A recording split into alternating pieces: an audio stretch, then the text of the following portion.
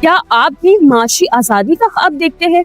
क्या आप चाहते हैं कि आपका आज आपके कल को बेहतर बना सके? तो फिर आप सबके लिए एक खुशखबरी है। पीएसएमयू लेकर आ रहा है आपके लिए एक ऐसा प्लेटफॉर्म जहां सीखना भी है, कमाना भी है और तरक्की का सफर भी शुरू करना है। यहाँ आपको स्टॉक मार्केट से मुतालिक शॉर्ट टर्म कोर्सेज सिखाए जाते हैं। ये कोर्सेज ना सिर्फ आपको ट्रेडिंग में माहिर बनाते हैं, बल्कि हकीकी मार्केट में काम करने के लिए तैयार भी करते हैं। चाहे आप स्टूडेंट हो, बिजनेसमैन हो या नौकरी की तलाश में हो, पीएसएमयू आपको दे रहा है एक नया मौका, नया रास्ता। हम ना सिर्फ आपको सिखाते हैं, बल्कि सीखने के बाद आपको मुलाजमत के मौके भी फराहम करते हैं। ये वक्त है कदम बढ़ाने का, फैसला करने का और अपने ख्वाबों को हकीकत बनाने का। तो फिर इंतजार किस बात का है? आज ही पीएसएमयू का हिस्सा बनिए और अपने कामयाब मुस्तकबिल की तरफ पहला कदम बढ़ाइए। Register early in crypto, forex and PSX trading course to get exclusive discounts.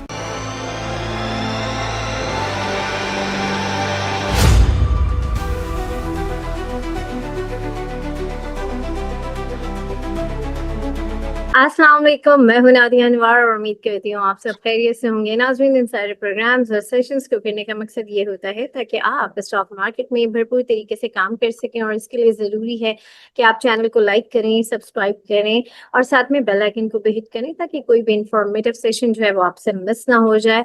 और इसके अलावा आप इसको शेयर करें ताकि ज़्यादा से ज़्यादा लोगों को जो है स्टॉक मार्केट की अवेयरनेस हो, इन्वेस्टमेंट की अवेयरनेस हो, क्योंकि जैसे कि आप लोग जानते हैं कि मेरा मकसद है टू एजुकेट पाकिस्तान। जी हाँ, और इसी जो है एजुकेशन के लिए कि आपको इन्वेस्टमेंट की एजुकेशन हो, आपको नॉलेज हो, आपके लिए जो है जो आज जो है हम जो गेस्ट लेकर आए हैं, जी हाँ, इज वेरी अमेजिंग पर्सनालिटी। और इनका जो हमेशा जो इनकी नॉलेज होती है वो हमसे शेयर करते हैं, वो काफ़ी फ्रूटफुल होती है। जी हाँ, मैं बात कर रही हूँ लेक्सन इन्वेस्टमेंट की सीईओ मुस्तफ़ा पाशा सर की मैं बात कर रही हूँ। जी हाँ, वो आज वो हमारे साथ सेशन में मौजूद हैं और उनसे हम बात करेंगे मार्केट की। तो चलें जी, लेट्स वेलकम हिम। अस्सलाम वालेकुम सर। वालेकुम सलाम नादिया, कैसी हैं आप? अल्हम्दुलिल्लाह सर, आप कैसे हैं? ठीक है। जी बिल्कुल, thank you very much. Sir, सबसे पहले तो जो है इंडेक्स के हवाले से मैं ये जानना चाहूंगी कि इस वक्त ऑल टाइम इस वीक तो रोजाना एक इंडेक्स ने एक नई तारीख रकम की, और इस वक्त जो मैं देख रही हूँ कि इंडेक्स का जो आरएसआई है वो काफी ओवरबॉट हो चुका है। तो मुझे ये बताएं कि इस वक्त आपको क्या लगता है कि इस वक्त कितनी करेक्शन एक्सपेक्टेड है? क्या कहेंगे इस हवाले से? देखिए, ये तो of course I think a more technical analyst would be able to tell you के what kind of correction and what kind of support they're seeing in the market, और हाँ। मार्केट के जो मोमेंटम इंडिकेटर्स हैं they may be a bit overheated। ज़ाहिर है we've seen के पिछले 3 हफ्तों में मार्केट ने अराउंड 120 या 116,000 आई थिंक था 23 जून को इंडेक्स, और अब माशाल्लाह से इट्स क्लोज टू 140। तो ज़ाहिर है it has had a very good run, and I think it's kind of similar. अगर आप देखें भी इट वाज लास्ट ईयर, आप देखें तो मार्केट जो है फंस गई थी अराउंड दिस 75,000 ऑड लेवल, और वहां पे ये काफी बैक एंड फोर्थ कंसोलिडेट कर रही थी। ये मैं यही बात कर रहा हूँ probably May June July last year, basically last summer की। और फिर हमने देखा था कि from August September onwards market ने एक अपना फिर से मोमेंटम पकड़ा, और उसने अपनी जो अपवर्ड्स या जो अपसाइड की जर्नी थी उसने कंटिन्यू करी। एंड उसका जो main trigger from a liquidity perspective, या अगर हम इनफ्लो आउटफ्लोज की बात करें, बाइंग की बात करें, तो दैट वाज म्यूचुअल फंड्स। तो म्यूचुअल फंड्स जिन्होंने 2023 जून से 2024 अगस्त सितंबर तक इस रैली में पार्टिसिपेट नहीं किया था, इन द सेंस कि वो नेट बायर्स नहीं थे इस मार्केट के अंदर, वहां पे जब इन्फ्लोज आना शुरू हुए, क्लाइंट्स के इन्फ्लोज आना शुरू हुए, इंटरेस्ट हुआ, प्रॉब्ली कुछ कन्वर्जन्स हुई fixed income money market side से टुवर्ड्स एक्विटीज, तो हमने देखा कि एक्विटी फंड्स ने सिग्निफिकेंटली बाइंग शुरू करी। और आई think that was the catalyst या ट्रिगर जिसने मार्केट को 70-80,000 का जो लेवल था उसने पुश किया ओवर 100,000। फिर हमने ये देखा सिमिलरली कि जी जब साल स्टार्ट हुआ था तो I think we were close to 119,000 का इंडेक्स लेवल, सिमिलर हमारा जो रहा था। और फिर for the next 5 to 6 months हमने यही देखा कि जी इंडेक्स उस लेवल में ऑसिलेट करता रहता था, 110 120 की रेंज के अंदर बाउंस करती रहती थी मार्केट। ऑफ कोर्स जब जियोपॉलिटिकल नॉइज अप्रैल में हमने देखा कि बढ़ा, या मई में देखा, फिर हमने जून में देखा, तो वहां पे हमें वॉलेटिलिटी नजर आई थी जरूर। मगर मार्केट के अंदर एक पीक या टॉप लग गया था 119,000 का। And funnily enough during this period we also saw कि म्यूचुअल फंड्स की जो नेट बाइंग थी या उनकी जो एक्टिविटी थी वो ऑलमोस्ट न्यूट्रल हो गई थी, या मे बी स्लाइटली सेलिंग की तरफ आ गए थे। Then the last couple of months we've seen again कि म्यूचुअल फंड्स ने aggressively buying की है, and they have essentially helped to push the market from that 120 115,000 level towards 140,000। तो इसके अंदर म्यूचुअल फंड्स ने भी बाइंग करी है, आपके कुछ कॉर्पोरेट्स की नेट बाइंग है, इंडिविजुअल्स की नेट बाइंग है। तो इट सीम्स लाइक कि जो लिक्विडिटी का पुश है वो बहुत जरूरी होता है मार्केट के लिए। बिकॉज देखें, हम आपके शो पे या जो दूसरे एनालिस्ट होते हैं, they will talk about, they'll talk about technicals, they'll talk about fundamentals। हम earnings की बात करते हैं, हम sector outlook की बात करते हैं, हम price to earnings की बात करते हैं। And if you look at Pakistan, probably between 2020 to 2023 market जो है वैल्यूएशन पे बहुत चीप थी। और हमने तो देखा था कि जी मार्केट 3 या 4 के मल्टीपल पे भी आ गई थी 2 साल पहले। मगर मार्केट का चीप होना in it self is not a trigger, उसको कुछ कैटलिस्ट चाहिए होता है, उसको कुछ डेवलपमेंट चाहिए होती है। पाकिस्तान के केस में ऑफ कोर्स पहले हमें आईएमएफ प्रोग्राम मिला, फिर हमें डिफरेंट सेक्टर्स की जब बाइंग आई, इन्फ्लोज आए, तो वो हमने मार्केट को देखा कि ट्रिगर होता हुआ हमने देखा कि मार्केट की अपनी वैल्यू फिर रियलाइज होना शुरू हुई। तो I think similar kind of thing कि just because something is cheap या something expensive, it doesn't mean कि वो नीचे आ जाएगी या ऊपर चली जाएगी। उसके पीछे कोई डेवलपमेंट होगी, कोई लिक्विडिटी का पुश होगा, तो फिर ही वो चीज मूव करेगी। And I think our market is similar. सही, बिल्कुल। अच्छा सर, अब जैसे हमने देखा इस वक्त कि बैंक्स ने बड़ी अच्छी रैली ली और एक तरीके से हम देखें तो इंडेक्स को काफी सपोर्ट भी हुआ। अब जी फर्दर बैंक्स के जो रिजल्ट्स हैं वो क्या एक्सपेक्ट कर रहे हैं, उसके हवाले से थोड़ा सा बताएं, जो अभी आने वाले रिजल्ट्स हैं। बिल्कुल। तो इसके अंदर आई थिंक अभी अगर हम देखें भी तो बैंक्स के अभी तो खैर तो थोड़ी सी कोई आवाज खातिर स्लो का हो गई है रिजल्ट नहीं आपकी। आया। आवाज नहीं आ रही? नहीं, आवाज स्लो हो गई है आपकी। अच्छा, हो सकता है वो इंटरनेट थोड़ा सा जी जी। फ्लक्चुएट कर रहा हो। अच्छा, तो बैंक्स के अंदर जाहिर हमने अभी रिजल्ट तो नहीं देखे, अभी तो सिर्फ एक ही बैंक का रिजल्ट आया है और वो बहुत ही धमाकेदार रिजल्ट था, यूबीएल का। अर्निंग्स परस्पेक्टिव से of course quarter on quarter तो थोड़ा सा ड्रॉप ही था। आई थिंक उसका जो इफेक्टिव टैक्स रेट था ऑन द हायर साइड था, कोई क्लोज टू 57-58% था। उन्होंने कुछ आई थिंक टैक्सेशन बुक करी, उन्होंने उसके पीछे कुछ डिस्क्लोजर्स भी दिए थे। मगर I think the amazing thing about the result जो यूबीएल ने अपना पब्लिश किया था was the phenomenal deposit growth जो उन्होंने करी थी। अगर हम देखें कि यूबीएल का फर्स्ट क्वार्टर का result, they had done about 25-26% growth deposits के अंदर, और फिर उन्होंने वो परफॉर्मेंस जून क्वार्टर में फिर से रिपीट करी। तो आई थिंक 6 महीने के अंदर यूबीएल जिस तरह का बड़ा बैंक है with trillions of rupees of deposits, उसकी 50-60% ग्रोथ करना डिपॉजिट्स के अंदर in just 6 months is unprecedented. आप अगर हिस्टोरिकल रिकॉर्ड निकाल लें बैंकिंग सेक्टर का, तो इतनी रैपिड ग्रोथ किसी बैंक ने इतने शॉर्ट पीरियड में शायद की हो। तो I think that was the one thing that sort of surprised investors. और फिर हमने ये भी देखा कि इवन दो यूबीएल ने डिविडेंड भी एक अच्छा दिया, because if you recall UBL जो है अपने स्प्लिट से पहले जो डिविडेंड एक मेंटेन कर रहा था पिछले 8-9 क्वार्टर से, ठीक है ना। तो लोग वर एक्सपेक्टिंग कि जी स्प्लिट के बाद और बिकॉज वी आर एक्सपेक्टिंग कि अर्निंग्स भी अच्छी होंगी कि they might be able to increase the dividend. तो हमने देखा कि 8 रुपए का डिविडेंड भी दिया यूबीएल ने, विच वाज, अगर मैं प्री स्प्लिट की उसको कन्वर्ट करूं तो 16 रुपए का डिविडेंड बनता है फॉर द क्वार्टर। तो that was, people were quite I think took that positively। मगर I think more than that, I think जो यूबीएल ने जो ग्रोथ अपनी बैलेंस शीट की दिखाई थी, that was a trigger for UBL. और उसका स्टॉक प्राइस जो है हमने देखा है कि इवन पोस्ट रिजल्ट भी हमने देखा कि वो रैली करता गया। ऑफ कोर्स हमने बाकी भी बैंकिंग सेक्टर के रिजल्ट्स देखे, तो देखें हिस्टोरिकली एक आई थिंक या इवन मार्केट के अंदर जब हम एनालिस्ट की बात करते हैं तो दे एक्सपेक्ट कि बैंकिंग सेक्टर के रिजल्ट्स इंटरेस्ट रेट्स के साथ मूव करते हैं। तो इंटरेस्ट रेट्स जब ऊपर जा रहे होते हैं या हाई लेवल पे होते हैं तो बैंकिंग सेक्टर के रिजल्ट्स आपको उसके मुताबिक मिलेंगे, यानी अच्छे मिलेंगे। And when interest rates come down तो बैंकिंग सेक्टर के रिजल्ट्स भी उस तरह से एडजस्ट हो जाएंगे और उनकी अर्निंग्स एडजस्ट हो जाएंगी। जनरली अगर आप हिस्ट्री उठा के देखें तो एक्चुअली ऐसा होता नहीं है। जब इंटरेस्ट रेट्स नीचे भी आते हैं तो बैंक्स की जो अर्निंग्स हैं वो नेगेटिव ग्रोथ नहीं करती, जनरली उनकी ग्रोथ लेवल स्लो डाउन हो जाती है। I think we talked about this previously in one of your shows as well, कि आप पिछले 15-20 साल का ट्रैक रिकॉर्ड उठा के देखें तो in a declining rate environment generally banks जो है फिर भी अर्निंग्स ग्रो करते रहते हैं, मगर at a slower pace.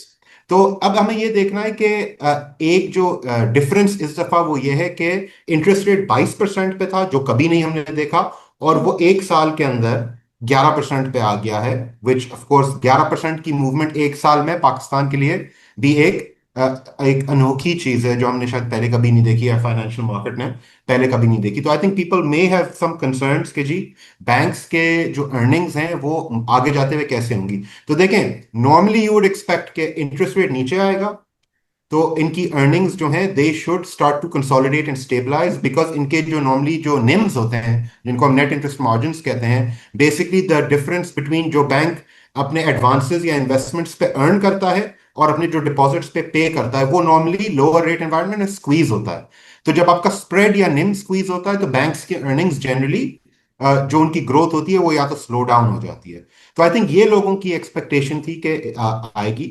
May be now what people are looking at is that because banks like UBL are growing so rapidly, यानी वो अपना डिपॉजिट बेस इतनी तेजी से ग्रो कर रहे हैं कि इवन अगर स्प्रेड स्क्वीज भी हो रहा है तो उसका अर्निंग्स के ऊपर कम असर पड़ेगा, earnings will continue to grow. But I think overall अगर मैं देखूं, UBL is probably an exception within the banking sector. उस तरह की डिपॉजिट ग्रोथ उसने फर्स्ट क्वार्टर में करी, सेकंड क्वार्टर में करी। फर्स्ट क्वार्टर में हम देखें दूसरे बैंक्स ने उस तरह की ग्रोथ नहीं करी, तो सेकंड क्वार्टर में भी आई एम एक्सपेक्टिंग कि UBL will probably be an outlier. शायद Meezan bank might be a good also have good deposit growth, UBL जैसी नहीं, मगर it will still show good growth, and बाकी बैंकिंग सेक्टर की might be a bit on the lower and.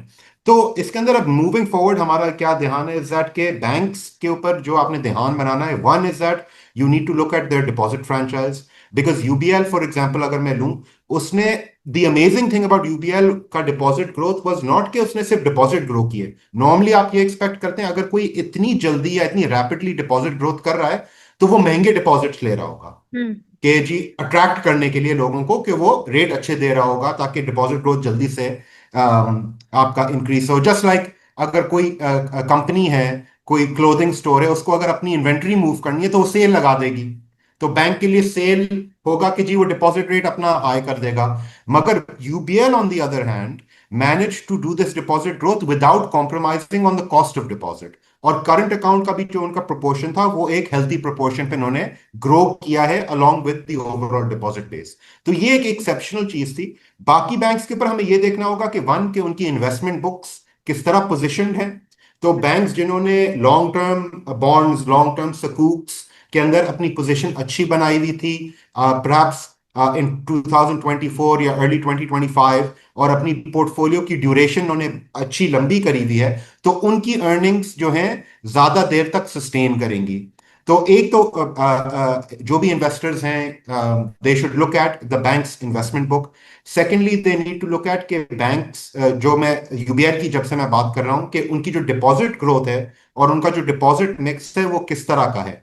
Banks with low cost deposits with a high proportion of current accounts will continue to do better in this environment।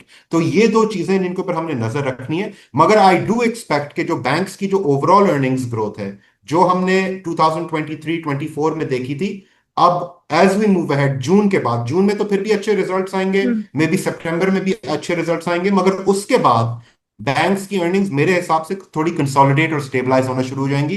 तो जो हम growth पिछले 2-3 साल से आदी हो गए थे वो उस तरह की अब आपको ग्रोथ नहीं मिलेगी, may be 1 or 2 quarters after अगर हम आगे देखें। सही, बिल्कुल। अच्छा सर, फर्टिलाइजर सेक्टर के हवाले से मुझे बताएं कि क्या ये इस वक्त अपना जो हाई है वो कर चुकी है, और क्या डिविडेंड इसके एक्सपेक्ट है, थोड़ा सा इसके हवाले से बताएं।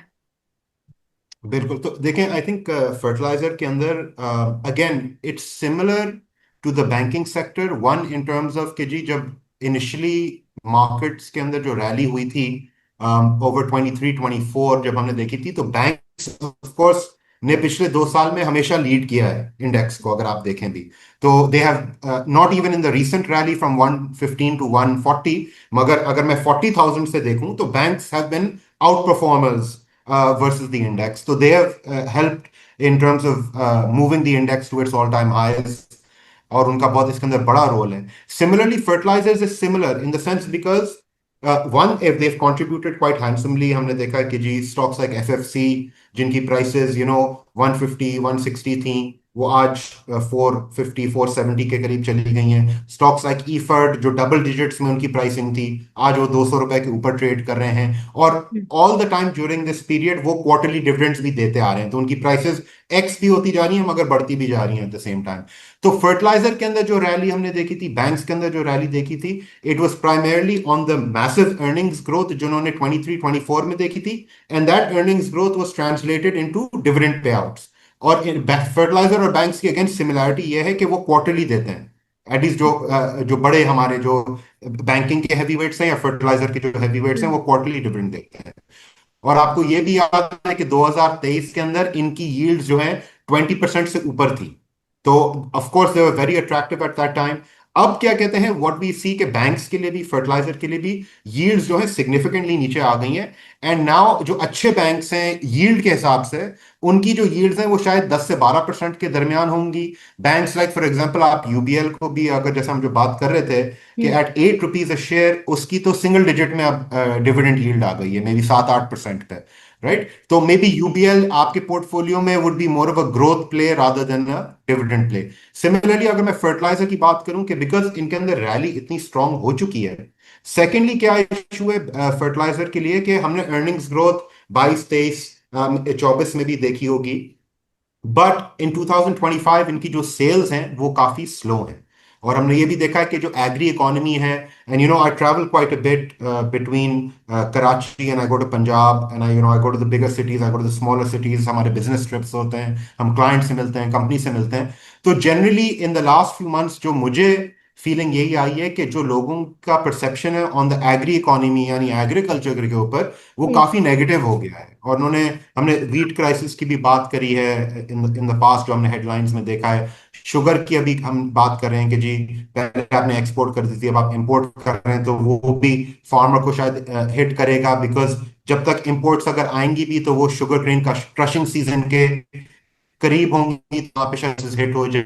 फिर ऑब्वियसली हमने क्लाइमेट का इम्पैक्ट देखा है कि जी कभी पानी कम हो जाता है, कभी ज्यादा हो जाता है. तो all of those things have led to a very big hit to the farmers purchasing power. तो चाहे जब आप ट्रैक्टर सेल्स की बात करें, आप अगर डेटा उठा के देखें तो ट्रैक्टर सेल्स अपने शायद 20 ईयर लो पे आ गई हैं. सिमिलरली आप फर्टिलाइजर सेल्स देखें तो बड़ी वीक आपको नजर आ रही हैं. तो गोइंग फॉरवर्ड फर्टिलाइजर सेक्टर की अर्निंग्स पे there is a question mark in the sense के जो हमने इन्वेंट्री बिल्डअप देखी है, अगर वो inventory continues to build up, and because government at this point, मैं अभी शुगर की बात कर रहा था कि मीडिया के अंदर गवर्नमेंट के ऊपर काफी क्रिटिसिज्म हुआ कि जी आपने एक्सपोर्ट क्यों अलाउ करी और अब आप इंपोर्ट कर रहे हैं, कि एक्सपोर्ट नीचे के दामों पे किया, अब इंपोर्ट ऊपर के दामों पे करेंगे. तो सेम चीज या डायनामिक आपके फर्टिलाइजर सेक्टर में है कि जी इन्वेंट्री जो है ओवर 1 मिलियन टन अब जमा हो गई है और बढ़ती जा रही है वो इन्वेंट्री का लेवल. तो सरप्लस जो सप्लाई है मार्केट में काफी है. और इनफैक्ट हमने ये भी देखा है कि इवन तो शायद डैप की प्राइसेस बढ़ाई जा रही हो, मगर यूरिया की प्राइसेस पे डिस्काउंट्स दिए जा रहे हैं बिकॉज इन्वेंट्री मूव करनी है उनको, बिकॉज सेल्स जो है काफी वीक हैं.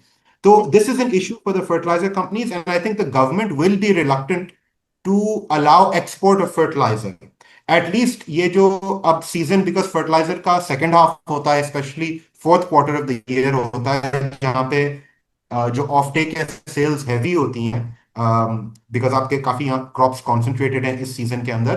तो इस टाइम पे आई थिंक गवर्नमेंट रिलक्टेंट होगी कि वो एक्सपोर्ट अलाउ कर दे. तो हो सकता है कि फर्टिलाइजर कंपनीज में have to wait 3 months 6 months until the government is willing to allow the export of the excess supply of fertilizer. तो प्रेशर प्राइसेस पे रहेगा. Generally competition between the big players like IFED, FFC, etc. वो रहेगा in terms of their sales. हमने ये भी देखा है कि उनके कैश फ्लोज मुतासिर हुए. Like just take a look at for example FFC की बैलेंस शीट अगर आप उठा के देखें, तो if you even look at for example the amount of cash and short term investments they have on their balance sheet, तो वो भी आप पिछले 2-3-4 क्वार्टर से देखें तो वो कम होती जा रही है. तो दैट ऑल्सो मीन्स कि उनका जो कैश फ्लो है मुतासिर हुआ है because sales are down, right. तो from that perspective just like मैं बैंकिंग सेक्टर का कह रहा हूं कि अर्निंग्स यस करंटली अभी अच्छी हैं, मगर आगे जाके एक क्वेश्चन मार्क है कि किस तरह सस्टेन होंगी या किस तरह ग्रो होंगी। सस्टेन तो शायद हो भी जाए, ग्रो किस तरह होंगी। फर्टिलाइजर के ऊपर भी एक क्वेश्चन मार्क है कि जो अर्निंग्स ग्रोथ 22, 23, 24 में जो हमने देखी है वो 25 में रिपीट होती हुई नजर नहीं आ रही। तो वहां पे भी एक क्वेश्चन मार्क है। तो वहां पे भी जो डिविडेंड यील्ड्स जो लोगों को आदत हो गई है कि जी हाँ 15-20% वाली यील्ड, वहां पे भी I think there will be slightly lower yields that people will have to accept unless of course fertilizer की सेल्स एकदम से बढ़ना शुरू हो जाए। सही बिल्कुल। अच्छा सर, अब जैसे कि स्टील सेक्टर है और सीमेंट सेक्टर है, ये जो है ये डिविडेंड नहीं जो है ये देते हैं, तो ये इन्वेस्टर्स के लिए कैसे ये जो है इन्वेस्टर्स के लिए आप क्या समझते हैं कि ये कितना सुइटेबल है? और सीमेंट सेक्टर से ही रिलेटेड मैं ये एक और सवाल भी साथ में ही करूंगी कि जो है इस वक्त हमने देखा कि सीमेंट सेक्टर ने परफॉर्म कर लिया, तो इस वक्त आपको क्या लगता है कि क्या ये इस वक्त अपना हाई बना चुका है या थोड़ा बहुत इसमें अभी भी गुंजाइश है? क्योंकि वही वाली बात है कि ये डिविडेंड तो पे करता नहीं है, और अभी आगे सर्दियां आएंगी तो वहां पे भी इस वक्त हमें कंस्ट्रक्शन की कोई चीजें नजर नहीं आती हैं, तो कैसा देख रहे हैं इस सेक्टर को? बिल्कुल। तो आई थिंक नादिया, जैसे we were talking about fertilisers and banks and उनकी अर्निंग्स ग्रोथ पे, जैसे मैं कह रहा हूँ क्वेश्चन मार्क है कि जी hmm. Moving ahead how much growth can we expect from these index heavy weights. I think एक सिमिलर क्वेश्चन मार्क हमारे लिए सीमेंट सेक्टर या कंस्ट्रक्शन सेक्टर पे भी है। बिकॉज अगर आप देखें सीमेंट्स को भी, इन्होंने बहुत अच्छी रैली करी है पिछले 6 महीने साल के अंदर। We seen a lot of stocks like Maple Leaf 40-42 रुपए का होता था, वो डबल अप हो गया है। Stocks like DG hmm. Cement, stocks like आपका power cement, I mean there are numerous stocks that have done really well. Fauji cement मुझे याद है 18-19 रुपए का होता था, आज it's close to 45 rupees. So a lot of these stocks in the last 1 year have done really well. And I think they have done really well. One reason was because कि even though ये capacity utilization पे काफी low operate कर रहे थे, पहले हम देखते थे 60-65% पे थे, फिर वो 50-55 पे आए, and then now तो even शायद 50 से भी शायद थोड़े से कम आ गए, because जो domestic sales हैं especially वो generally काफी weak रही हैं। तो I think investors were a little bit hesitant about the cement sector पहले, मगर सीमेंट्स ने इतना स्ट्रॉन्ग प्राइसिंग डिसिप्लिन दिखाया अपना, और इन्होंने अपने इतने स्ट्रॉन्ग मार्जिन्स दिए even in a low demand environment, जहां पे उनकी फैक्ट्रीज 50% स्पेयर कैपेसिटी उनके पास अवेलेबल थी, और जहां पे जो डोमेस्टिक सेल्स थी उनके अंदर नेगेटिव ग्रोथ हमें मिल रही थी। Despite that cements were generating gross margins of around 30% odd। तो उसके ऊपर जब इन्वेस्टर्स ने वो देखा कि जी ये तो इनके मार्जिन्स बड़े जबरदस्त आ रहे हैं और इनकी अर्निंग्स के अंदर ग्रोथ आ रही है डिस्पाइट लोअर सेल्स, तो उसके अंदर हमने एक रैली देखी। हम्म। नाउ द थिंग इज कि मूविंग अहेड, देखें जब स्टॉक्स चलते हैं जनरली वो जब ही चलते हैं जब आपकी एक्सपेक्टेशन से या तो वो नीचे रिजल्ट दे या ऊपर रिजल्ट दे, राइट। जनरली यही होता है कि अगर सपोज वो रिजल्ट बिल्कुल इन लाइन आता जाए तो स्टॉक की प्राइस भी जनरली स्टेबल रहेगी, मगर stocks perform when they give you a surprise in terms of their growth, balance sheet की या अर्निंग्स की या टॉप लाइन की या मार्जिन की। तो सीमेंट्स ने मार्जिन के ऊपर अब ग्रोथ दे दी है। नाउ मूविंग अहेड, जब तक इनकी सेल्स के अंदर ग्रोथ नहीं आती, ये अब फ्यूचर अर्निंग्स ग्रोथ, अगेन मैं जो एक थीम आप शायद देख रही होंगी कि मैं अर्निंग्स ग्रोथ की बात कर रहा हूं कि हम्म। बैंकिंग सेक्टर पे क्वेश्चन मार्क, फ्यूचर ग्रोथ अब कैसे आएगी हमने पिछले सालों में देख लिया। फर्टिलाइजर सेम, सीमेंट्स के अंदर भी सेम क्वेश्चन मार्क कि आपने मार्जिन के ऊपर अर्निंग्स को अच्छा ग्रो किया, now you need sales to grow. ठीक है ना। अब ठीक है, interest rates have come down, आपने रुपी इन्फ्लेशन को स्टेबलाइज कर लिया है, बट वी स्टिल सी के जो डिमांड के जो इंडिकेटर्स हैं, जो कंज्यूमर की परचेसिंग पावर है, वो अभी भी काफी वीक है। कंस्ट्रक्शन एक्टिविटी, रियल एस्टेट अभी भी दबाव में नजर आते हैं। So the only way now for cements to surprise investors with earnings is to get good sales growth. तो वो हमें मिलेगी या नहीं मिलेगी, that is again a question mark. तो I just share some data with you which is I think also important for investors to see कि अगर आप थोड़ा सा होलिस्टिक अगर हम व्यू लें ना, कि अगर आप पिछले 3-4-5 साल को निकाल के देखें पाकिस्तान में, तो मेजर चीजें क्या हुई हैं फ्रॉम अ मैक्रो लेवल। हमने ये देखा है कि रुपी जो था 160 180 से it went up all the way past 300 और अब 280 पे है। हमने इंटरेस्ट रेट्स देखे कि जी वो 22% तक गए, फिर वापस नीचे आए। हमने इन्फ्लेशन देखी कि जी prices more than doubled in the last few years. तो जब आप उसको कनेक्ट करें टू द मार्केट, तो आपको नजर क्या आ रहा था कि जो अर्निंग्स जो थी they were reflecting the high interest rate environment. For example, जो बैंक्स थे उनकी earnings growth high interest rates के लिए बहुत अच्छी आ रही थी। जिन कंपनीज के पास बहुत हैवी बैलेंस शीट्स हैं इन terms of cash and investments, they benefited because high interest rates पे उनकी अदर इनकम एग्जैजरेट हो गई थी। ठीक है जी। फिर आपने देखा कि जब डिप्रिसिएशन हुई बहुत मैसिव, तो उसके अंदर क्या कहते हैं, आपकी जो डॉलर डिनोमिनेटेड सेक्टर्स थे जो अपनी पैरिटी लेके चलते हैं compare to the international commodity prices, तो उनकी अर्निंग्स के अंदर आपको एक सिग्निफिकेंट जंप नजर आया।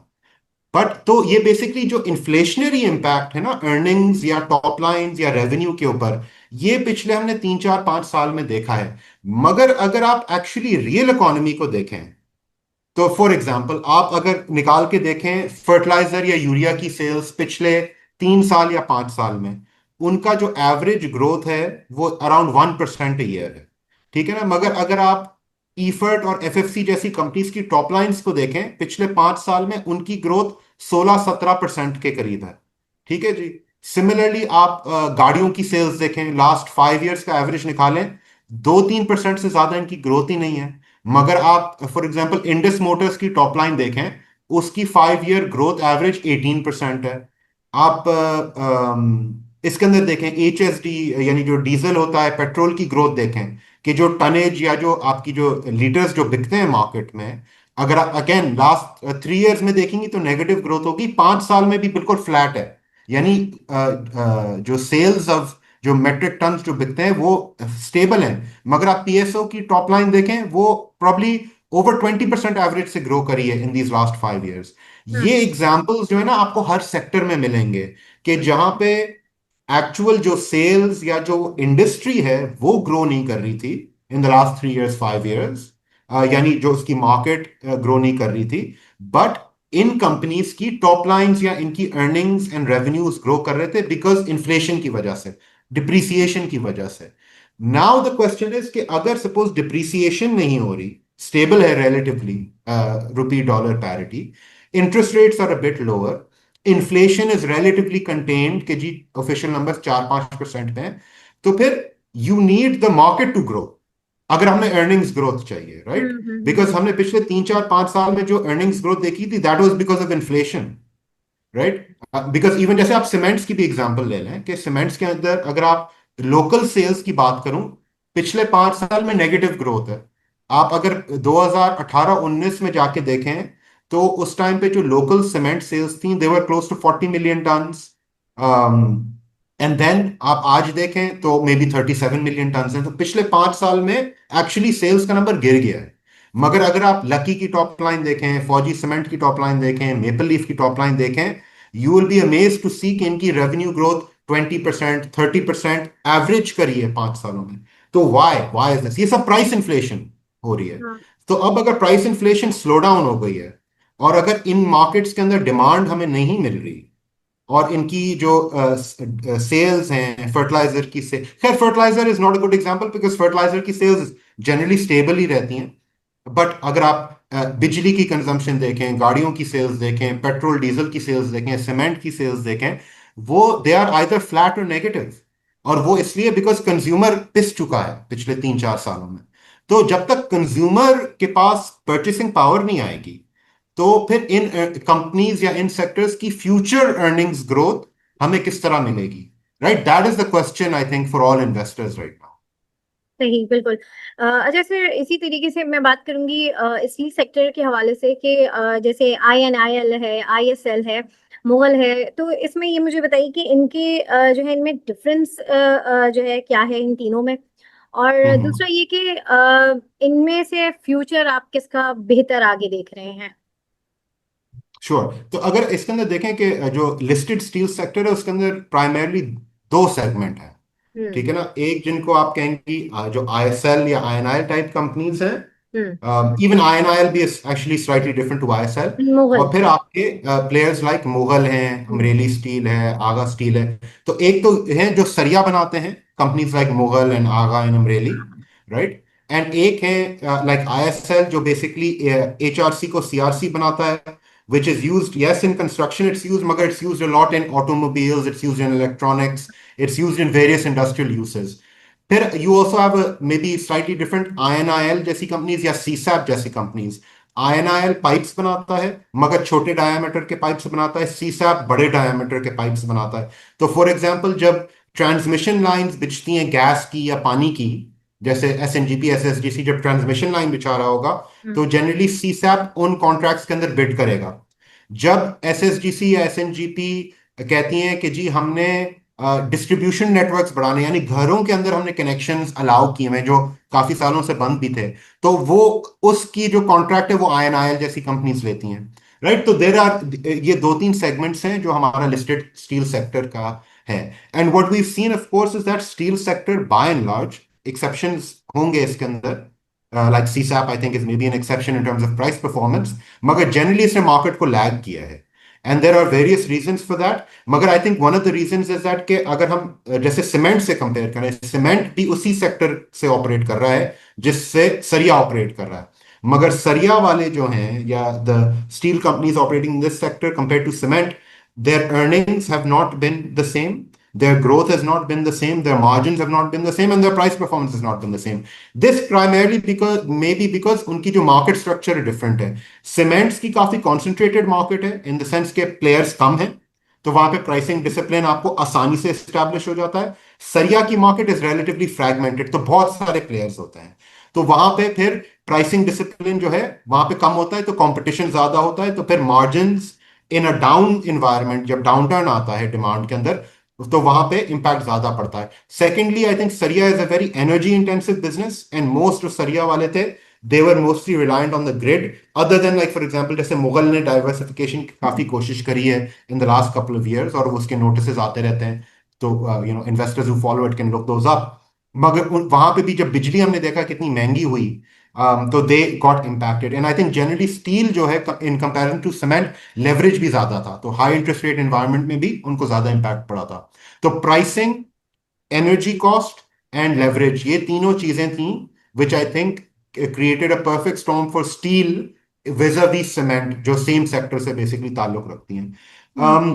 Moving ahead for companies like ISL, INIL, जो है, एक हमने दो तीन डेवलपमेंट्स एक जनरली देखी हैं। एक तो हमने देखा है कि the government is looking obviously two phase out जो एग्जेम्पशंस जो आपके फाटा पाटा के ऊपर जो आपने दिए हुए थे, जो टैक्स के हवाले से जो आपने दिए हुए थे, तो उनको वो फेज आउट करने की कोशिश कर रहे हैं। बिकॉज ऑफन क्या होता है कि इन पाकिस्तान, बिकॉज हमारी इन्फोर्समेंट थोड़ी सी वीक होती है या पैची होती है और इतनी कंसिस्टेंट नहीं होती, तो इस तरह के जो टैक्स एग्जेम्पशन होते हैं वो ऑफन मिसयूज भी हो जाते हैं, राइट। तो होता क्या है कि जी अगर आपने कोई टैक्स फ्री या कंसेशनरी टैक्स इन्वायरमेंट या रिजीम आपने किसी इलाके को दी हुई है, तो वहां पे माल जो है आएगा, बनेगा, इंपोर्ट होगा या असेंबल होगा, और फिर but what will happen is that it will get then leak to the rest of the country जहां पे वो टैक्स कंसेशन अवेलेबल नहीं है। तो फिर इनके अंदर क्या होता है कि इनकी मार्केट्स के अंदर अंडर कटिंग होती है, अंडर प्राइसिंग होती है, which affects the earnings and margins of these listed companies जिनकी हम बात कर रहे हैं।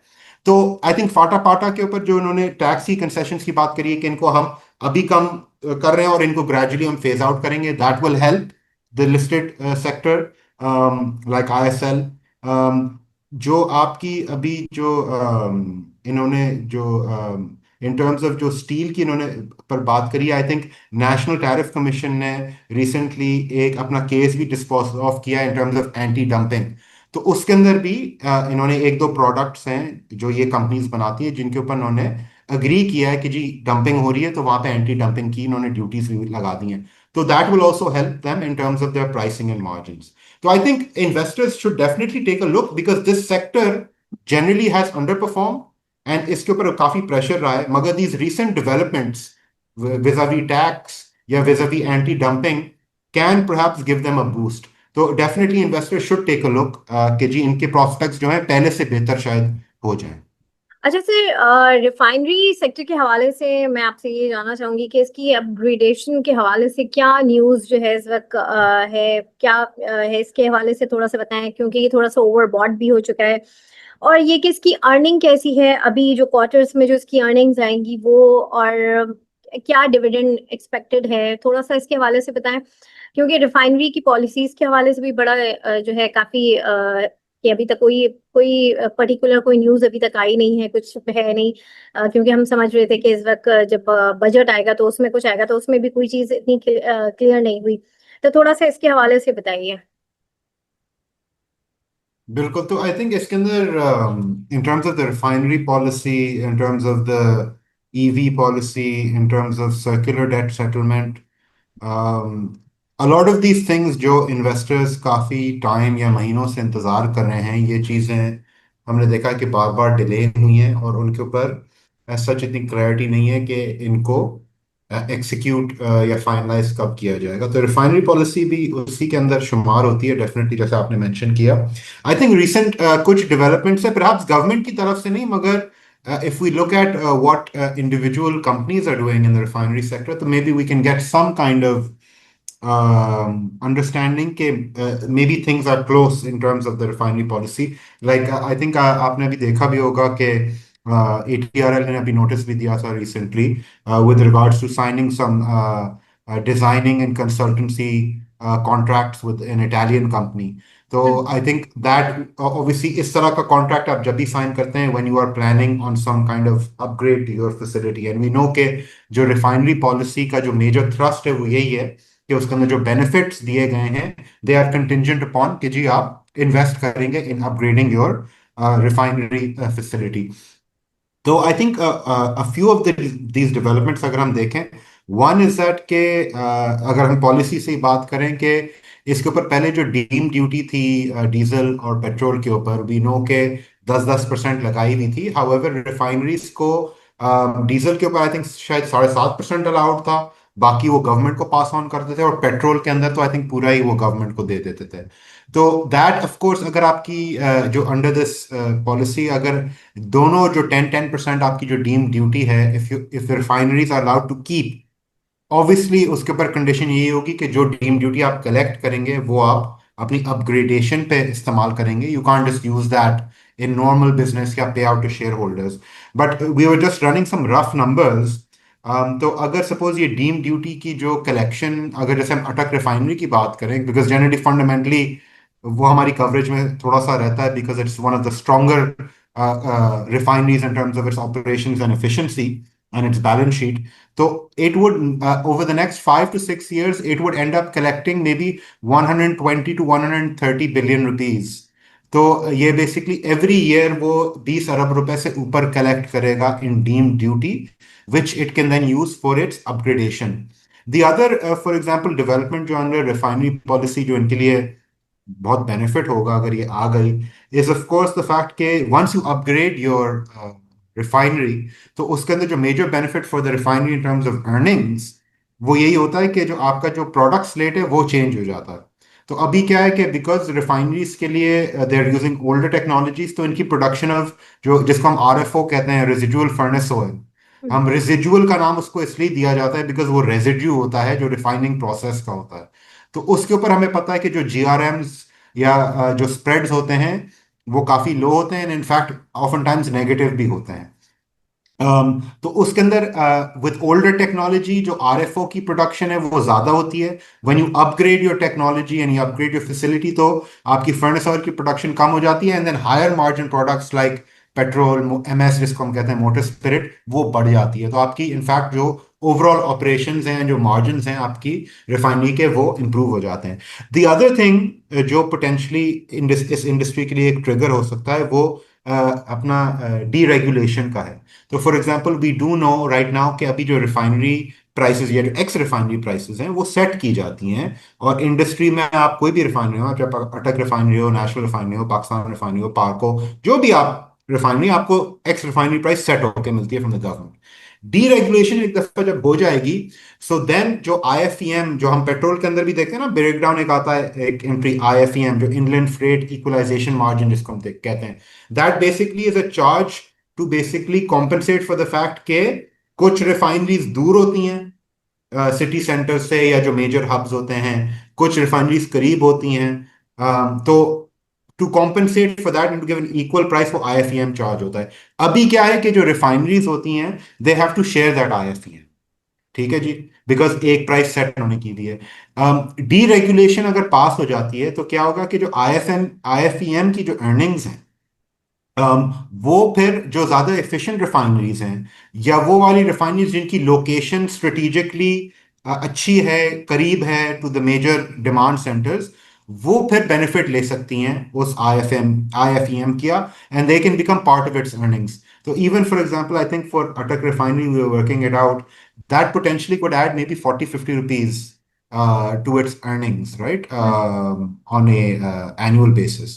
So these are obviously important developments जो अगर आपकी जो रिफाइनरी पॉलिसी आ जाती है और ये जो कंसेशन जो हमने बात की है with regards to deem duty की रिटेंशन या डीरेगुलेशन और आईएफईएम, तो ये जो चीजें हैं they can significantly improve the earnings profile, not only for, जैसे मैं ATRL की बात कर रहा हूँ, but for the industry as a whole, ठीक है ना। अब नाउ इसके अंदर जो दूसरी चीज आई थिंक हमने जो देखना है, ये तो आई थिंक एक मोर पॉलिसी रिलेटेड ट्रिगर्स हो सकते हैं फॉर द इंडस्ट्री। इसके ऊपर सारे टाइमलाइंस के ऊपर हम अनश्योर हैं बिकॉज वी नेवर नो कि गवर्नमेंट इनको कब लेके आएगी।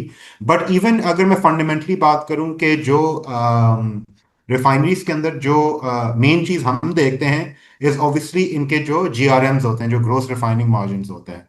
तो if you look at it, तो रिसेंटली जो हमने देखा है कि स्पेशली फॉर एग्जांपल अगर हम बात करें एचएसडी की, केरोसिन की, मोटर स्पिरिट की, तो वहां पे हमने देखा है कि सिग्निफिकेंट इम्प्रूवमेंट आई है इन दी मार्जिन्स इन द जीआरएम्स जो इन कंपनीज को मिलते हैं। तो चाहे हम अटक रिफाइनरी की बात करें या एनआरएल या पाको की बात करें, तो इनकी जो मंथ ऑन मंथ या क्वार्टर ऑन क्वार्टर जब आप जीआरएम्स को देखते हैं तो दे हैव इम्प्रूव्ड सिग्निफिकेंटली।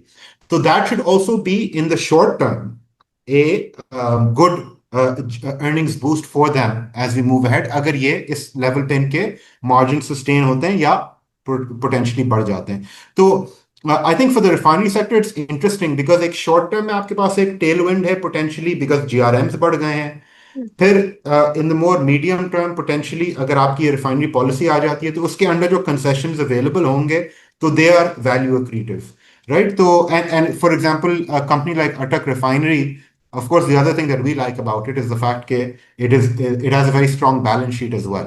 तो जो because refinery sector as a whole generally काफी volatile होता है, तो a company like that which is strategically located in Punjab, Pakistan का 15-20% डिमांड को cater करती है, very strong balance sheet, very strong cash flows. तो from that perspective, if you have both a short-term potential trigger in the form of GRMs and then maybe a medium-term trigger in terms of refinery policy, तो उसके अंदर भी हो सकता है कि potentially आपको अपसाइड और मिल जाए, अर्निंग्स में भी, प्राइस के अंदर भी। सही। अच्छा सर, अटक रिफाइनरी की जैसे आप बात कर रहे हैं, तो जैसे अभी एक हाउस की तरफ से यानी आरिफ हबीब की तरफ से जो है इनकी रिसर्च रिपोर्ट जो निकली है उसमें इन्होंने इसका जो है टारगेट दिया है। अच्छा, तो ये मुझे बताइए टारगेट कितने अरसे में जो है ये कंप्लीट होगा, क्योंकि जर्नली लोगों का ख्याल होता है कि जो है ये महीने 2 महीने के जो है, लेकिन ये कितने टाइम का ये टारगेट है, थोड़ा सा इसके हवाले से बताएं। तो आरिफ हबीब की रिपोर्ट मुझे देखनी पड़ेगी इन डिटेल, हाँ मगर जनरली जहाँ तक मुझे आइडिया है कि जो ब्रोकरेज हाउसेस या इस तरह की जो एनालिसिस जो पब्लिश की जाती है आपकी, तो जनरली वो ईयर एंड के टारगेट्स दिए जाते हैं। तो आइदर उसने दिसंबर 2025 का टारगेट दिया होगा। इन अटक रिफाइनरी आई इमेजिन अगर उसने रिसेंटली रिपोर्ट निकाली है आरिफ हबीब ने, तो उसने प्रॉब्ली जून 2026 का टारगेट दिया होगा। तो उसने प्रॉब्ली 1 साल आगे का टारगेट दिया होगा for the thing, because generally लोग, बिकॉज ये जो एनालिस्ट होते हैं या जो रिसर्च हाउसेस होते हैं, ये जो अपनी टारगेट प्राइसेस देते हैं, there basically most of the time ये डीसीएफ की बेसिस पे कर रहे होते हैं, जो डिस्काउंटेड कैश फ्लो मॉडलिंग होती है। तो ये अपनी फाइनेंशियल मॉडलिंग के अंदर ये बेसिकली प्रोजेक्शंस करते हैं, 5 years 10 years अर्निंग्स की प्रोजेक्शन करते हैं, फिर उसकी वो डिस्काउंटिंग करते हैं based on cost of equity जो उनकी लगाई जाती है, एंड देन उन कैश फ्लोज को जब वो डिस्काउंटेड वैल्यू को सम अप करते हैं, तो they come up with the price for the stock. तो आरिफ हबीब ने, I am not again sure कि उसने क्या प्राइस दी है, मगर उसने जो भी प्राइस दी होगी, आई इमेजिन उसने जून 26 की ही दी होगी। सही।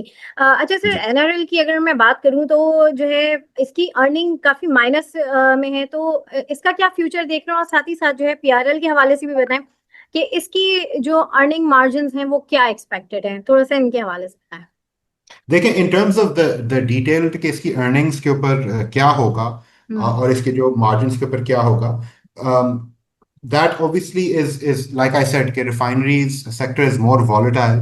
मगर एंड इसके अंदर ये भी डिपेंड करता है कि आपकी जो प्रोक्योरमेंट है वो कितनी एफिशिएंट है, राइट, और आप कितने एक्सपोज्ड हैं perhaps internationally and domestically, right. So for example, there will be some companies who will have more domestic procurement. There will be some companies who have more international procurement. So international procurement obviously is more complicated. उसके अंदर फिर currency का भी impact आ जाता है, उसके अंदर timing के इश्यूज आ जाते हैं। तो उसके अंदर भी हमें देखना होगा कि रिफाइनरी टू रिफाइनरी वो डिफरेंशियल किस तरह प्ले आउट करता है। मगर आई वुड से कि इन द शॉर्ट टर्म, जैसे मैं एटीआरएल की बात कर रहा था, तो I would expect companies like national refinery या पार्को या ये जो हम्म। दूसरी ऑपरेट कर रही हैं, कि इनके भी ग्रोस मार्जिन्स में भी एक आपको क्वार्टर ऑन क्वार्टर तो इम्प्रूवमेंट मिलेगी। लाइक फॉर एग्जांपल, अगर मैं देखूं भी कंपनी वाइज जो इनके जो हम मार्जिन्स एक्सपेक्ट कर रहे हैं, तो अगर आप देखें कि आप मोटर स्पिरिट की बात करें, तो उसके जो मार्जिन्स जो आपके लास्ट क्वार्टर में थे, जो यानी मार्च क्वार्टर के अंदर, वो तकरीबन अराउंड $3-3.5 के थे। जो आपके जून क्वार्टर में थे, जिसकी अर्निंग्स अब आएंगी, आई थिंक वो $8-8.5 के ऊपर आ गए हैं, राइट। सिमिलरली अगर मैं एच एस डी की बात करूं, तो वो आई थिंक $18-19 के उनके मार्जिन्स थे लास्ट क्वार्टर में। इस करंट क्वार्टर में आई थिंक वो क्लोज टू $21 पे आ गए। तो the increase in the products के जो जीआरएम्स हैं, वो हमें क्वार्टर ऑन क्वार्टर एक अच्छे नजर आ रहे हैं। एंड इनफैक्ट अगर मैं ओवरऑल कंपनी के जीआरएम्स की भी बात करूं, तो $5 to $6 का हमें इंप्रूवमेंट नजर आएगा probably quarter on quarter in their GRMs. तो इसका जो इम्पैक्ट है, obviously it will depend company to company. Companies like ATRL which are efficient, they produce lower FO, उनके ऊपर इम्पैक्ट ज्यादा आएगा। Companies which are less efficient, वो RFO या वेस्ट प्रोडक्ट ज्यादा बनाती हैं, उनके ऊपर इम्पैक्ट कम आएगा। तो वो obviously investors will have to take a look at themselves के in terms of the specific company they looking at. मगर generally the trend should be towards the recovery in this quarter, I would think, जो June का quarter रहा था। सही। अच्छा sir, अब ये जो है अगर हम डिविडेंड यील्ड के हवाले से बात करें, तो उस हिसाब से आप ये मुझे बताएं कि कौन से स्टॉक्स हैं जो इस वक्त अपने टारगेट अचीव कर चुके हैं, और कौन से ऐसे स्टॉक्स हैं जो अभी भी नीचे हैं, थोड़े से ये कह लें कि थोड़ा सा सस्ते हैं उस हिसाब से, तो थोड़ा सा इसके हवाले से हमें बताएं। तो देखिए नादिया, इसके अंदर दो चीजें होती हैं that investor hmm. Needs to keep in mind. एक तो ये नॉर्मली हम लोग ऑब्वियसली जो इन्वेस्टर्स होते हैं, they look at dividend yield, and often उसका कंपैरिजन हम करते हैं फिक्स्ड इनकम से, राइट। तो फॉर एग्जांपल 6 महीने साल पहले जब हमारे पास 15% या अराउंड थी शायद डिविडेंड यील्ड उस टाइम पे, या मे बी उसके ऊपर नीचे थी, तो उस टाइम पे पीपल वुड कंपेयर कि जी, अगर आज मैं ये बैंक ले लूं, आज मैं ये रिफाइनरी ले लूं, या वट एवर जो भी आप सेक्टर में काम कर रहे हैं, कि जी इसकी यील्ड 13 है, इसकी 16 है, इसकी 14 है, तो वो फिक्स इनकम से कंपैरिजन किया जाता था कि अच्छा जी, 1 ईयर का ट्रेजरी बिल इतना है, 5 साल का बॉन्ड इतना है, इस 3 ईयर का जीओपी का इजारा सकूक इतने का है। तो अगर मुझे उससे ऊपर यील्ड मिल रही है, तो मैं बड़ा खुश हूं, और वो मैंने स्टॉक फॉरन ले लिया है, ठीक है ना। तो ये जनरली एक माइंडसेट था। Now generally if you look at it, like I think off the top of my head, the only sort of big stock I can think of जिसकी yield अभी भी मिड डबल डिजिट्स में होगी, वो शायद national bank है potentially, right. मगर बाकी सब तो काफी नीचे आ गए हैं, अराउंड 10-11% पे, और उससे नीचे भी अब काफी ट्रेड कर रहे हैं बिकॉज प्राइस की रैलीज इतनी हो चुकी हैं। बट डिविडेंड यील्ड और उसका सेम कंपैरिजन करना टू फिक्स्ड इनकम थोड़ा सा मिसलीडिंग होता है, बिकॉज हमें what we need to understand is equity investors, and perhaps the more relevant metric as an equity investor rather than dividend yield would be earnings yield. तो earnings yield basically आपकी जो calculation की जाती है, और फिर उसका कंपैरिजन आप अपनी फिक्स्ड इनकम यील्ड से करते हैं। और आपको जब वहां पे कोई पॉजिटिव स्प्रेड मिल रहा हो, तो फिर आप जो है एक्विटीज के ऊपर बुलिश होते हैं as an asset class, right. और उसके अंदर जारे फिर आप स्पेसिफिक स्टॉक्स को देख सकते हैं कि जी फॉर एग्जांपल मुझे लगता है कि जी एमसीबी अगर 9 रुपए का डिविडेंड देता है हर क्वार्टर, और उसका 36 रुपए का डिविडेंड होगा पूरे साल के लिए, उसकी प्राइस अभी ऐसी है 360, और तो 10% की यील्ड है डिविडेंड की। तो normally people would compare that to the T bill या bond.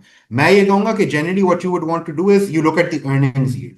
So, for example, if I look at Lucky Cement right now, Lucky Cement trading at 360, 370, मेरी एक्सपेक्टेशंस या हमारे एनालिस्ट की एक्सपेक्टेशंस हैं कि जी उसकी अर्निंग्स इस साल की फिजिकल ईयर 26 की अराउंड मे बी 50-55 रुपए के दरमियान होंगी, राइट। तो अगर मैं उसका मल्टीपल लेता हूं, I would say it's trading at a multiple of around 7, right. तो जो अर्निंग्स यील्ड होता है वो बेसिकली मल्टीपल का इनवर्स होता है। तो अगर मल्टीपल 7 है तो मैं 1/7 करूं तो मेरी अर्निंग्स यील्ड निकल आती है, राइट। तो अगर मेरे पास 7 का मल्टीपल है, तो दैट मीन्स कि मेरी earnings yield is slightly over 14%, right. And 14% का जो कंसेप्चुअली आप समझे कि क्या है, 14% मीन्स कि this company is trading at a multiple, या इसकी जो अर्निंग्स ग्रोथ है या जो अर्निंग्स का जो प्राइस का आपको जो मल्टीपल मिल रहा है इन द ईयर्स अहेड, वो अर्निंग्स जो जनरेट कर रहा है वो पे आउट भी करेगा उसका एक हिस्सा, और वो अपने बिजनेस में री इन्वेस्ट भी करेगा, राइट। और उसका बिजनेस ग्रो करेगा, right, whether it is through new investments, capex, या सम डाइवर्सिफिकेशन। इन लकीज केस तो वो बहुत डाइवर्सिफाइड बिजनेसेस हैं उसके। तो investors should actually also look at earnings yield because that gives you the future potential actually of that stock, and उसकी जो potential growth है और उसकी जो पोटेंशियल पे आउट्स हैं और उसकी जो कंपैरिजन फिर आप फिक्स्ड इनकम से कर सकते हैं। तो अगर आज मैं कहूं कि जी अगर Pakistan stock market as a whole 6, 6.5 या 7 के मल्टीपल पे ट्रेड कर रही है, इसका मतलब है स्टॉक मार्केट की अर्निंग्स यील्ड 14 to 15% के करीब है। और अगर मैं फिक्स्ड इनकम यील्ड्स को मैं देखूं तो वो अराउंड 10.5 से 11% की हैं, ठीक है ना, मेरी 11.5 होंगी, ठीक है जी। तो मेरे पास जो अभी जो स्प्रेड है इक्विटीज का वो अभी भी +3 या +4% है, ठीक है ना। तो दैट मीन्स के from an asset allocation perspective या from a valuation perspective I can still be bullish on equities, कि इनकी वैल्यूएशंस में पोटेंशियली अभी भी अपसाइड है पोटेंशियल, स्पेशली अगर interest rates continue to fall, right. Because अब आपके अगर रिजर्व बढ़ गए हैं और ऑयल वापस ठंडा हो गया है, $77-80 से वापस $70 के करीब आ गया है, और आपका बजट भी हो गया है, आईएमएफ भी हो गया है, तो हो सकता है स्टेट बैंक इस पहले क्वार्टर में, ये जो सितंबर का क्वार्टर है, हो सकता है कि उसके अंदर फिर से रेट कट 50, 100, 150 बेसिस पॉइंट्स का क्यूमुलेटिवली कर दे। तो वो जो अर्निंग्स यील्ड और फिक्स्ड इनकम का जो स्प्रेड है वो थोड़ा सा बढ़ जाएगा। तो I think investors need to take that more longer term view, because आप सिर्फ डिविडेंड यील्ड को देखेंगे तो आप थोड़ा सा मिसलीड हो जाएंगे कि जी ये तो सिर्फ डिविडेंड 8% है, 7% है। मगर जब आप अर्निंग्स यील्ड देखते हैं तो आपको उस बिजनेस की earnings potential and earnings growth and future growth का भी एक इम्पैक्ट आपको मिल जाता है। That is the right way to compare. तो अगर जैसे आप यूएस में देखें, यूएस की markets trade at over multiples of 20, right. तो उसका मतलब है कि उनकी अर्निंग्स यील्ड जो है 4% से ज्यादा नहीं है, 4-4.5% से ज्यादा नहीं है। तो फॉर अ यूएस इन्वेस्टर पहली चीज उसको क्या करनी चाहिए जब वो एलोकेट कर रहा है अपना पोर्टफोलियो इक्विटीज या फिक्स्ड इनकम के अंदर या किसी भी एसेट क्लास में, कि वो इक्विटीज की अर्निंग्स यील्ड देखेगा कि 4-4.5% है, वो प्रॉब्ली वहां का 10 साल का बॉन्ड देखेगा, वो भी 4.5% पे है। So from that perspective it is telling you कि इक्विटीज जो है रिलेटिवली महंगे हो गए, तो आपको कोई प्रीमियम नहीं मिल रहा ओवर फिक्स्ड इनकम, जो फिक्स्ड इनकम की यील्ड है। तो फिर उसके अंदर ये कि then maybe you should become a little cautious, आप फिर थोड़े से गेन्स बुक करें, आप थोड़ी सी रीएलोकेशन करें, आप थोड़ा सा अपना फिक्स्ड इनकम के ऊपर फोकस करें। मगर पाकिस्तान के अंदर आई वुड स्टिल से कि अभी भी वो जो स्प्रेड है अर्निंग्स यील्ड और फिक्स्ड इनकम का वो अभी भी काफी हेल्थी है। तो दैट मीन्स और that tells us from a valuation perspective कि अगर इक्विटी मार्केट के अंदर लिक्विडिटी फ्लोज आते रहेंगे तो इस मार्केट के अंदर अभी भी काफी अपसाइड पोटेंशियल है। सही। अच्छा सर, अब लास्ट में जो है मुझे बताएं कि आगे मार्केट को आप कैसा देख रहे हैं, क्योंकि अगर मैं बिल्कुल इनिशियली बात करूं तो कमिंग वीक जो कल से स्टार्ट होगा उसमें रोल ओवर वीक भी है, और जी इंडेक्स स्टिल जो है जिस तरह से लास्ट वीक का जो हमारा रिकॉर्ड था कि रोजाना एक नया हाई, एक नया जो है एक इंडेक्स वो कर रहा था, तो क्या मोमेंटम रहेगा इस वक्त जो है इंडेक्स का, क्योंकि रोल ओवर वीक है। क्या आपका व्यू है इस हवाले से? और इन ये समझ लें कि मीडियम टर्म कह लें या मैं स्मॉल टर्म कह लें कि 1-2 महीने में किन सेक्टर्स को आप देखते हैं कि उन सेक्टर्स में काम करना चाहिए, इन्वेस्टर्स के लिए बहुत अच्छा है कि इन सेक्टर्स में जो है काम करें, क्योंकि जैसे कि हम देख चुके हैं बैंकिंग अपना एक तरीके से ये हम देख रहे हैं कि रैली पूरी कर चुका है। तो और मजीद कौन से सेक्टर्स हैं जो भी 1-2 महीने के लिए हमें लगता है कि उसमें जो है काम करना इन्वेस्टर्स के लिए अच्छा रहेगा, और क्या व्यू देंगे अभी बिल्कुल इनिशियली इंडेक्स को देखते हुए कि फर्दर क्या होने वाला है? बिल्कुल बिल्कुल। तो देखिए, आई think Nadia, look, in terms of short term आपको पता है कि परहैप्स मेरी एक्सपर्टीज उस तरह की नहीं है जैसे आपके पास जो दूसरे गेस्ट्स आते हैं, बट आई विल से कि look, after such a strong run in the market, you could, and especially when that run is driven by mutual funds, because mutual funds, आपको एक आइडिया होना चाहिए कि म्यूचुअल फंड्स, एंड ऑब्वियसली हम भी mutual funds चलाते हैं, तो हमारी बाइंग सेलिंग जो है, एक एक तो हमारे व्यू पे डिपेंडेंट होती है कि जी ठीक है, अगर हम मार्केट में तेजी में हैं तो आप देखेंगे कि जनरली हमारे फंड्स 90-95% इन्वेस्टेड होते हैं। ठीक है ना? अगर आप मंदी में आ जाते हैं तो मे बी आप 80-85% पे चले जाएंगे, राइट? तो एक नैरो बैंड के अंदर म्यूचुअल फंड्स अपनी एलोकेशन रखते हैं to equities market.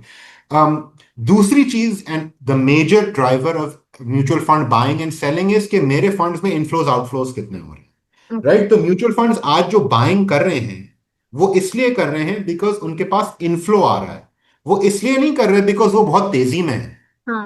Right? Because अगर आप सपोज 3 महीने पहले या कोई भी आप डेटा पॉइंट उठा के देख लें, म्यूचुअल फंड का एक्सपोजर वैसे ही 95% का था, वो फुली इन्वेस्टेड है प्रीटी मच टू एक्विटीज। अब उसके पास इनफ्लो आ रहा है तो वो बाइंग कर रहा है, अगर इनफ्लो नहीं आ रहा होता तो म्यूचुअल फंड नहीं बाइंग कर रहा होता। तो I think that is one thing to keep in mind कि अभी जो करंट जो रन अप है, a lot of it has been driven by the fact कि म्यूचुअल फंड्स के पास इनफ्लोज आ रहे हैं। अब इसके ऊपर ध्यान शायद बनाना में भी थोड़ा सा मुश्किल है कि ये इनफ्लो कब तक रहेगा कब तक नहीं रहेगा, right? Because even last year जो मैंने शुरू में बात करी थी, जब हाँ। मार्केट 70-80 पे थी, तो उसको जो पुश किया था पास्ट 100, वो फंड्स ने किया था। हाँ। और फंड्स के अंदर फ्लो स्टार्ट हुए थे अगस्त सितंबर के बाद, मगर और वो कंटिन्यू रहे थे till year and, December and तक, और फिर वो एकदम से रुक गए थे, राइट? जो इनफ्लोज थे सही। इक्विटी फंड्स के अंदर, तो फिर म्यूचुअल फंड्स की बाइंग भी बंद हो गई थी। तो अब ये प्रोटेक्ट करना कि म्यूचुअल फंड्स की बाइंग कब रुक जाएगी, it's kind of difficult, right? Because वो inflows outflows, tens of thousands of investors invest कर रहे हैं इक्विटी फंड्स के अंदर। तो from that perspective investors should be a little cautious कि जी ओके। ये जो रन अप आया है, ये म्यूचुअल फंड्स ने ड्राइव किया। म्यूचुअल फंड्स की बाइंग कब खत्म हो और वो सेलिंग कब करने के लिए आ जाए, ये कोई नहीं कह सकता, राइट? तो बी केयरफुल ऑन दैट। अब अगर आपको इतना क्विक रन अप मिल चुका है तो आई वुड से कि इट मेक्स सेंस के you should be, again like I said, I am overall bullish on equities, मगर प्रॉफिट टेकिंग के अगर आपको अपॉर्चुनिटी मिल रही है 20-25-30% अबव योर बाइंग लेवल, तो उसके अंदर भाई, लाइक वो एक फेमस सेइंग है कि nobody ever went broke taking profits. तो उसके अंदर ये है कि थोड़ी सी अगर आपको गेन बुकिंग करनी है, जरूर लुक एट दैट, स्पेशली अगर आप बैंकिंग सेक्टर में इन्वेस्टेड हैं, मे बी कंसिडर कि जी उसके अंदर कुछ स्विचिंग आप करें। अगर आपको यील्ड पसंद है तो आप थोड़े से जो हायर यील्डिंग बैंक्स हैं उनके अंदर चले जाएं, like bank Alfalah, national bank, etcetera.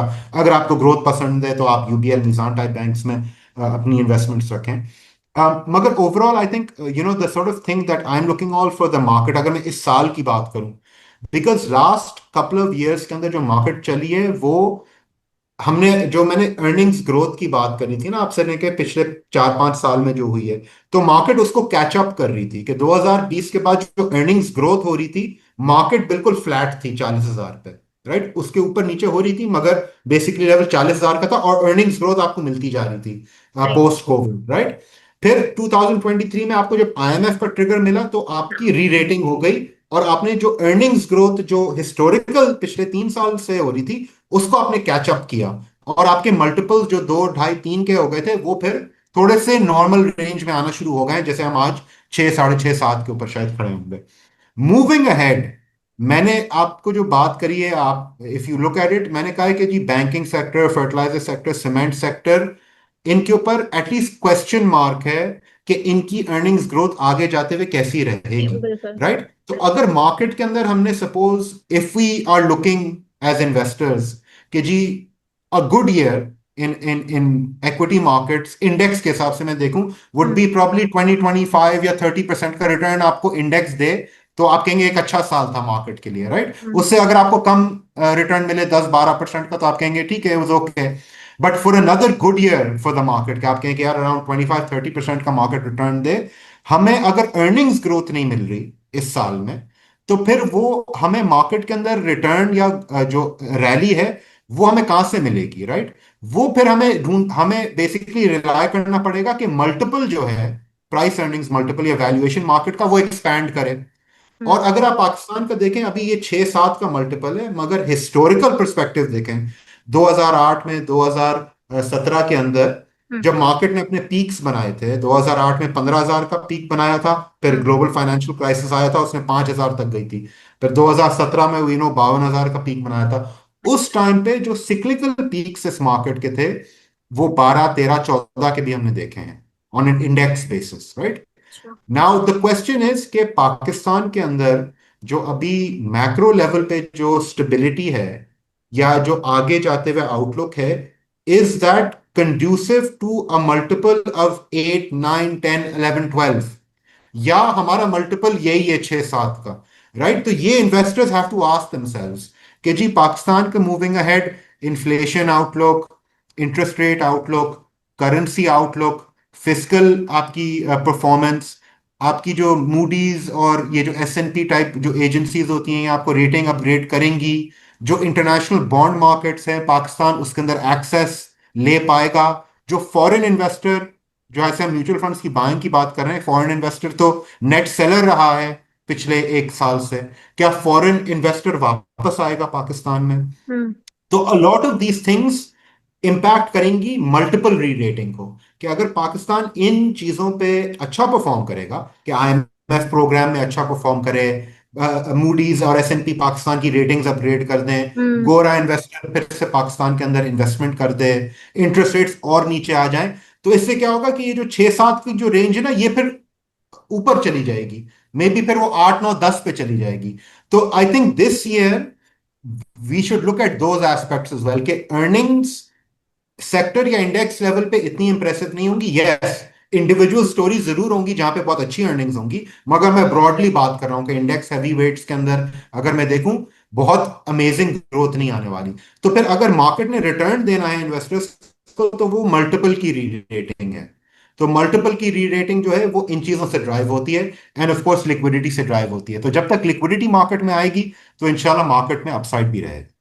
सही। अच्छा सर, एक आखिरी बात ये कि दिसंबर तक इंडेक्स को कहाँ देख रहे हैं आप? बड़ा मुश्किल सवाल आपने किया है मुझसे, क्योंकि मगर हम देखें आई एक्सपेक्ट थिंक, कर रहे थे कि इंडेक्स ये जो अभी मौजूदा है, ये हम शुरू में जो प्रेडिक्शन थी कि ये दिसंबर तक होगी, हाँ लेकिन ये तो अभी हो गई। तो क्या क्या एक्सपेक्टेशंस हैं?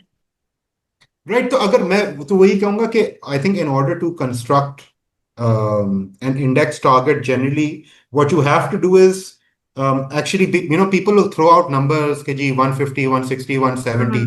लेकिन आई डोंट नो कि अगर मेरा जो इंडेक्स टारगेट है इन दैट सेंस, मगर आई वुड से कि देखें, when I look at the individual companies जो इंडेक्स की हैवी वेट्स हैं, ठीक है जी, और फिर मैं उनके ऊपर अगर ध्यान बनाना शुरू करूं कि अगले, जैसे आप मुझसे बेसिकली अगले 5 महीने का व्यू ले रही है ना, कि दिसंबर में 5 महीने रह गए, तो उनके अंदर क्या पोटेंशियल डेवलपमेंट्स हैं। तो if I just look at it, for example, KC 100 का जो नंबर 1 स्टॉक है, जो सबसे बड़ा वेट है, वो कौन सा? FFC है। राइट, अराउंड 9.5% का उसका इंडेक्स वेट है।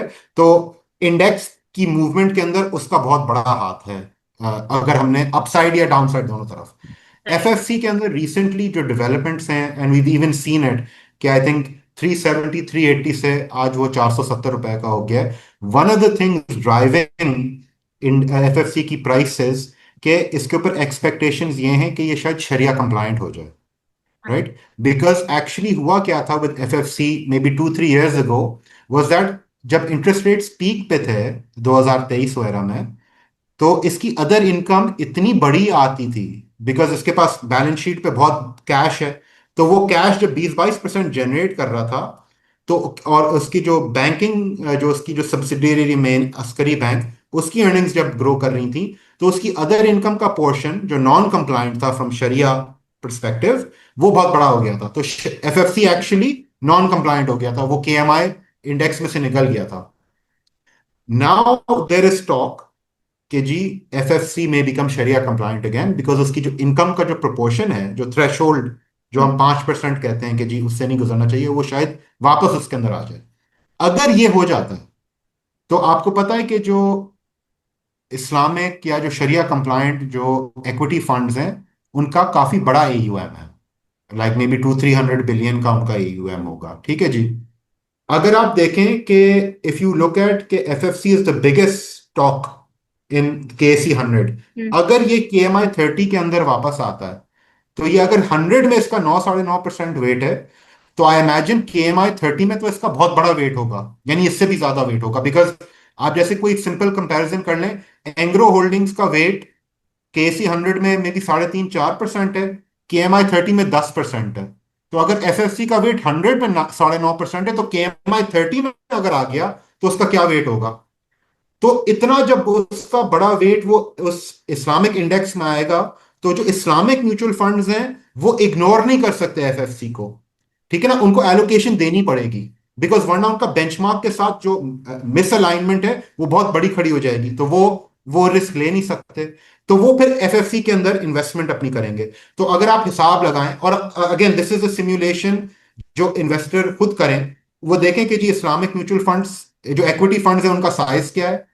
आप सिम्युलेट करें कि जी अगर 5% एफएफसी का वेट, 10% एफएफसी का वेट, 15% एफएफसी का वेट, और इस्लामिक फंड्स उसके अंदर एलोकेशन डालें, तो वो कितने अरब रुपए बनेगा। Anybody can do that working themselves, आप गूगल करें, राइट।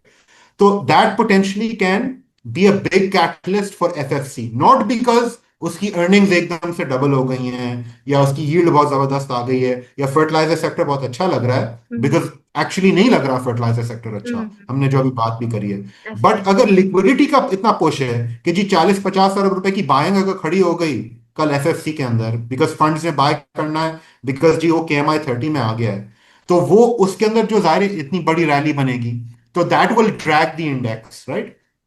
सिमिलरली अगर मैं दूसरे इंडेक्स हैवी वेट्स की बात करूं, तो उसके अंदर आपके एनर्जी चेन के काफी आते हैं, तो OG, PPL, PSO type stocks काफी हैं, राइट। अभी क्या हो रहा है कि सर्कुलर डेट की जो पेमेंट थी वो डिले होती जा रही है। हम कितने महीनों से सुन रहे हैं कि जी ये 1.2 ट्रिलियन अब आए, कल आए, नेक्स्ट वीक आए, वो पता नहीं कभी कोई खबर कि जी सीपैक वाले ने मना कर दिया, चाइनीज ने मना कर दिया, फिर गवर्नमेंट कह रही है नहीं जी सब बकवास। एनीवे जो भी वो बैक एंड फोर्थ हो रही थी, अगर ये पेमेंट हो जाती है, ठीक है ना, मेरी जो अंडरस्टैंडिंग है, जो हम जो एनालिसिस करते हैं, हम जो कंपनी से बात करते हैं, ये जो पावर सेक्टर सर्कुलर डेट अगर सेटल हो गया, ये जो पेमेंट कर दी, तो ईएनपी कंपनीज को कोई खास पैसे नहीं मिलेंगे इस सेटलमेंट से, ठीक है ना। ये मेनली पावर कंपनीज के पास जाएगा कम पैसा, और या फिर ओएमसीज के पास जाएगा पैसा, राइट। मगर जो आपकी बड़े जो ईएनपीज हैं, इन पर्टिकुलर ओजी एंड पीपीएल,